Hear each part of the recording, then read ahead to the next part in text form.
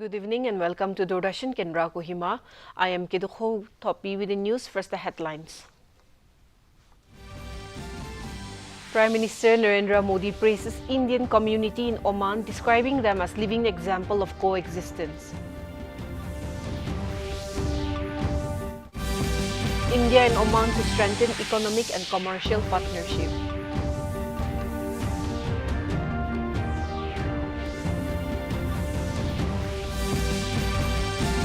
Lok Sabha passes Viksit Bharat Guarantee for Rozgar Ajivika Mission Viksit Bharat G Ram G Bill 2025. Forensic team to reach major fire incident in Kolkata. Now the news in detail. Prime Minister Narendra Modi today praised the Indian community in Oman, describing the Indian diaspora as a living example of coexistence and cooperation, while addressing members of the community and students in Muscat. Modi began his address amid chants of Bharat Mata Ki Jai, Vande Mataram and Modi Modi, reflecting the strong emotional bond between Indians overseas and their homeland. Addressing the gathering, the Prime Minister said the Indian diaspora has become a living example of coexistence and cooperation. Describing the deep bond between India and its people abroad, he said, "Today we have all gathered here as a family. We are celebrating our country, our Team India." Highlighting India's pluralistic ethos, Prime Minister said diversity in India is a strong foundation of our culture. For us, every day brings new colors, every season becomes a new festival, and every tradition comes with new idea.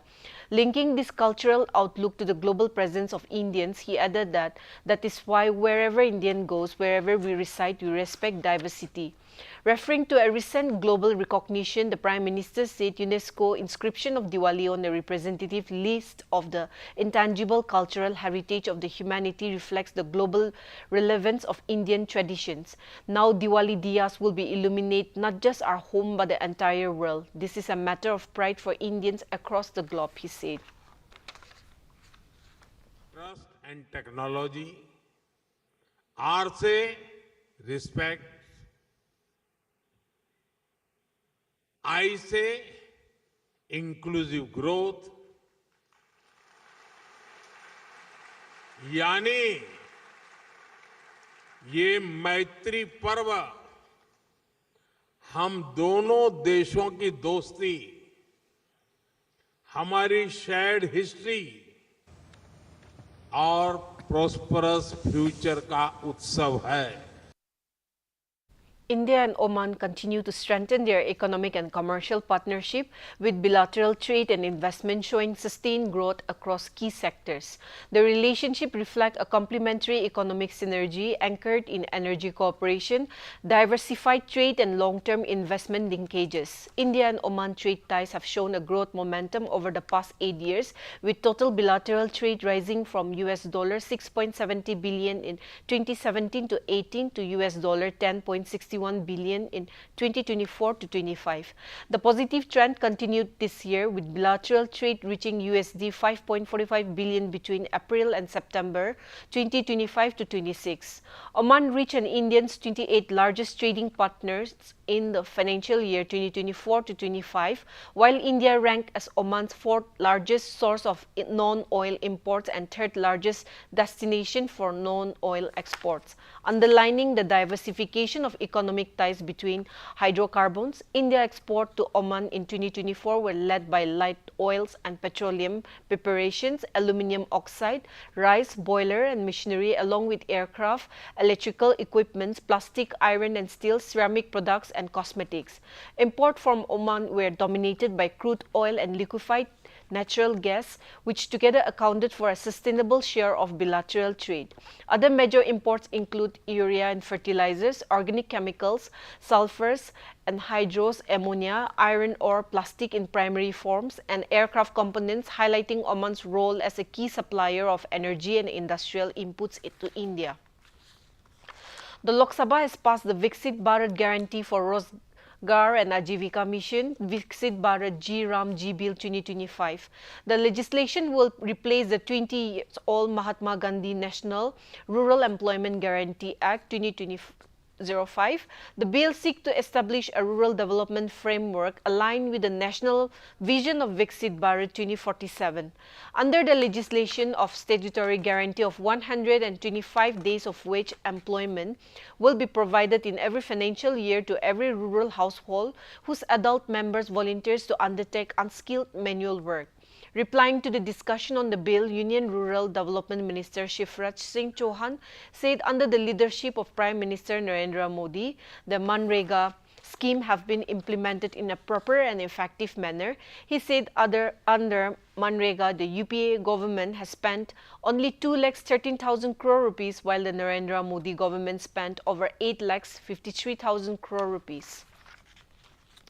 In a significant move towards strengthening land resource management and promotion sustainable development in Nagaland, memorandums of agreement were signed between the Department of Land Resources and the Nagaland Empowerment of People through Economic Development on Wednesday. The MOA signing ceremony was held at the Chief Secretary Conference Hall, Nagaland Civil Secretariat, Kohima.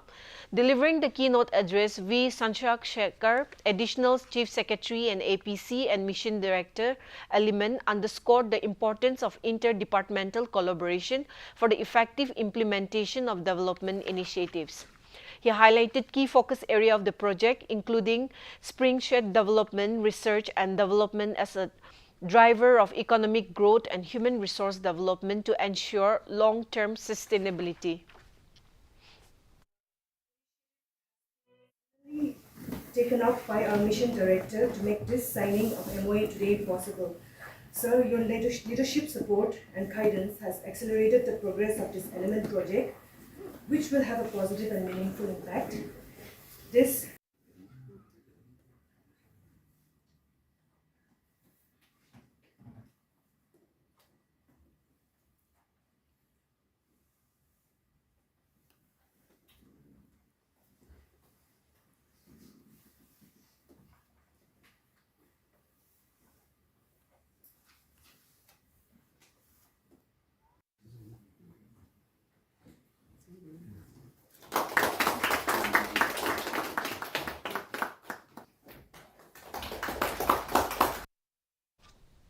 Let us now take a short break. बिजली का bill, किराना, school fees सब हो गया। बन गया budget? हाँ, 5,000 बच गए। तो नई साड़ी ले ले? ना, पिछले महीने तो ली थी। एक और? नहीं, पहले बजट बनाओ, फिर छोटी-छोटी बचत को बैंक में सेव करो और पैसों को बढ़ते देखो। बढ़ी गई। जाओ भाई। आरबीआई कहता है वित्तीय समझदारी समृद्ध नारी। Welcome back.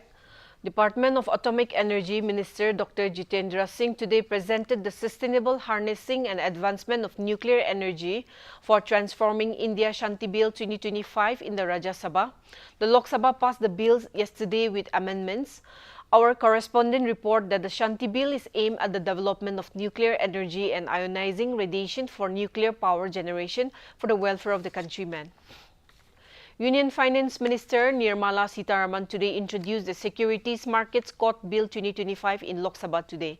The bill seeks to consolidate and amend the laws relating to the securities markets. After the introduction of the bill, Ms. Sitharaman proposed to refer this legislation to the Parliamentary Standing Committee of Finance for further scrutiny. She requested the Speaker to take a decision in this regard. Earlier, before the introduction of the bill, Manish Tiwari of Congress and Arun Nehru of DMK opposed the introduction. The Delhi government has enforced the no PUC, no fuel rule from today as part of an intensified multi-pronged drive to curb worsening air pollution in the national capital. Under the enforcement plan, petrol pumps across Delhi have stopped dispensing fuel to vehicles that do not possess valid pollution under control certificates. PUCC and compliance are being monitored through camera-based system. The rule is being implemented using automatic number plate recognition cameras. The central government has implemented a wide range of national missions and schemes to promote innovation, research, entrepreneurship, and technological development Among youth, researchers, scientists and academicians across the country, the Ministry of Science and Technology informed Parliament. In a written reply, the ministry said that a key initiative in this direction is the Research Development and Innovation Scheme led by the Department of Science and Technology with an outlay of 1 lakh crore rupees over 6 years. The scheme aims to encourage private sector participation in research and innovation, support deep tech and strategic technologies, finance transformative projects, and facilitate the creation of a deep tech fund of funds. The RDI scheme focuses on sunrise sectors such as energy transition, climate action, artificial intelligence, quantum technologies, robotics, space, biotechnology, healthcare, medical devices, and digital economy. The Union government is also implementing the National Quantum Mission with an outlay of 6,003.65 crore for 8 years. Under the mission, 4 thematic hubs have been set up in IISc Bangalore, IIT Madras, IIT Bombay and IIT Delhi to advance quantum computing, communication, sensing and materials. These hubs support technological development, human resources training, entrepreneurship and industry collaboration. Dedicated guidelines have been issued to support quantum startups with 7 startups assist so far. Another major initiative is the National Mission of Interdisciplinary Cyber Physical System approved with an outlay of 3,660 crore. Forensic team will reach the site near Eco Park of New Town area in Kolkata where a major fire incident nearly 200 huts of a slum area have been destroyed last night. The team will collect samples from the site. No casualty reported in this incident. Personnel from the fire and emergency services took control of the situation after hours of fighting. 20 fire tenders were engaged. Witnesses informed that a loud explosion, possibly from a cooking gas cylinder, was heard before the fire broke out. The affected people have been placed in a nearby school. In another incident, a fire incident was reported from Kakurgachi of Maniktala main road in Kolkata and an oxygen cylinder go down. The fire spread at a rapid pace to another go down and a clock workshop. 15 fire tenders were engaged to control of the fire. No casualties reported. Fire was brought under control at around 7 a.m. in the morning today. India's airport network have expanded significantly from 74 airports in 2014 to 160 airports today under the Regional Air Connectivity Scheme UDAN.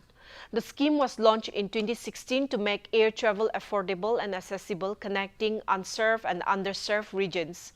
Replying to supplementaries during the question hour in Lok Sabha today, Civil Aviation Minister Ram Mohan Naidu said that the government has successfully transformed existing airstrips into operational aviation hubs under the UDAN scheme.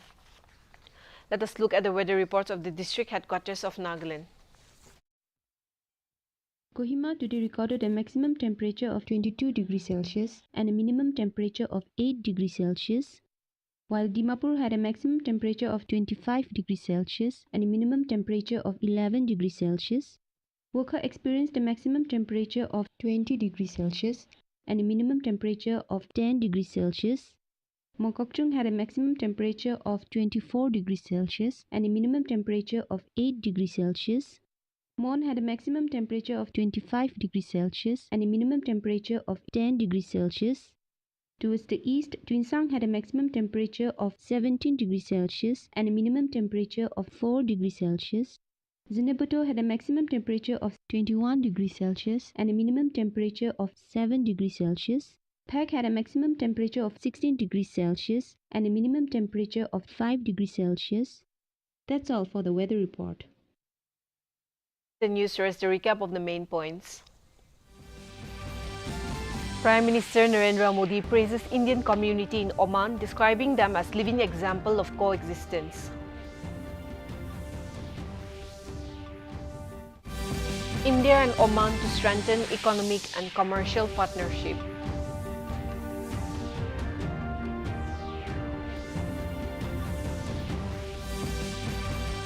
Lok Sabha passes Viksit Bharat Guarantee for Rozgar Ajivika Mission Viksit Bharat G Ram G Bill 2025.